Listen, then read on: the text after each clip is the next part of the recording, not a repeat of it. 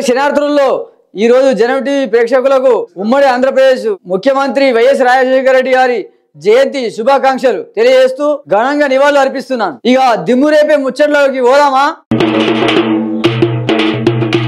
మన తెలంగాణ రాష్ట్రంలో ఈ మధ్య కాలంలో మీడియా మీద అధికంగా దాడులు జరుగుతున్నాయి. పత్రికా స్వేచ్ఛ కాపాడాల్సిన నాయకులే దాడులకు పాల్పడుతున్నారు. మొన్న మహాన్యూస్ మీద దాడి జరిగింది కదా, నిన్న ఏబిఎన్ ఆంధ్రజ్యోతి మీద దాడి జరుగుతుందేమని ముందస్తుగా పోలీసులను కావలి పెట్టిరురా. ఇట్లా బీఆర్ఎస్ మీడియా మీద దాడులు చేస్తుంటే మన బండి సంజయ్ కి సిరెత్తుకొచ్చి ఏం మాట్లాడిండో తెలుసా? గంట సేపట్ల బీఆర్ఎస్ పార్టీ టీ న్యూస్ మీద దాడి చేస్తానని సవాల్ విసిరిండు. ఇట్లనే దాడులు చేసుకోరి, ఇట్లనే లొల్లి పెట్టుకోరి, ఇట్లే చేసుకోరి. గిదానుల్లా మీడియాను కాపాడవలసిన ప్రజాప్రతినిధులు ఈ విధంగా దాడులకు పాల్పడుతుంటే అటు బీఆర్ఎస్ కు సిగ్గు లేదా, ఇటు బీజేపీకి సిగ్గు లేదా? బీజేపీ పార్టీ వాళ్ళు ఏబిఎన్ ఆంధ్రజ్యోతి మీడియాకు మద్దతు తెలపనికి పోయిరులా. ఇట్టే చేసుకోవాలి గుంపులు రాజకీయాలు, దీనికి దానికి మద్దతు, దానికి దీనికి మద్దతు.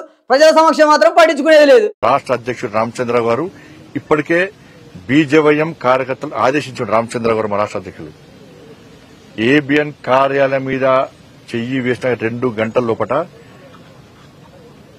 నీ టీఆర్ఎస్ భవన్ మీద పక్క దాడి చేయాలని చెప్పి, దాడి చేస్తామని చెప్పి మన రామచంద్ర గారు మా యువమోర్చా కార్యకర్తలు ఆదేశించారు. నేను సవాల్ చేస్తున్నా, చలో నీ క్యాడర్ రమ్మను, మా క్యాడర్ వస్తుంది.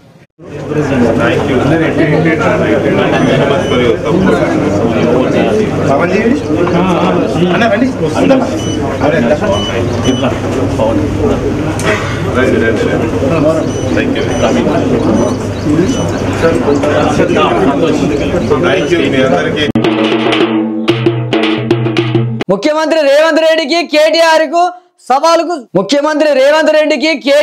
సవాలుకు ప్రతి సవాళ్లు బాగానే జరుగుతున్నాయి.